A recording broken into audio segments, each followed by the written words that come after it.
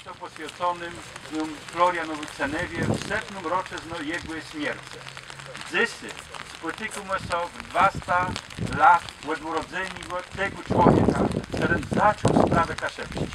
Bez Cenewy nie byłoby dzisiejszej dniowej kaszewizny, nie byłoby tego wszystkiego, co stanowiło naszą tożsamość, o tym, że dzysy tak wiele, osobliwie młodych ludzi, zajmie się sprawami kaszewskimi, że są szkoły, że ponad 20 tysięcy młodych ludzi, dzieci, uczy się w szkołach języka kaszewskiego.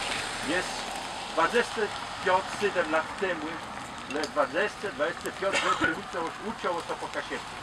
Widzimy, co się stało.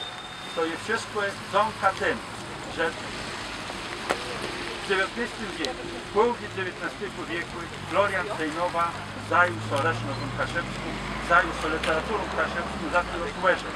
On widzi, że osobliwie na zapadnym Kłemierze, w okolicy Słupska, Smołża, na Główczyku, język kaszewski ginie. I on powiedział tak, musimy obudzić Kaszewów, musimy doprowadzić do tego, żeby oni zostali wielkim narodem, zbusznym z tego, że są Kaszewami, że wodą są bronili przed germanizacją.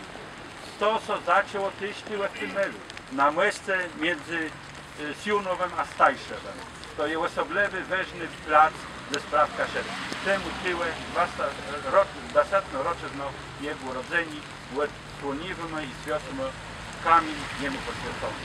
A reszta będziemy Gedele i szkołę Stajsze. Bóg zapad wcześniej, bo to lepiej leżą tyłe ze Stajszem, ze Siunowa, którzy są szłębek, ale wszędzie są, no wszędzie są i prędzej są partie, szczepienia w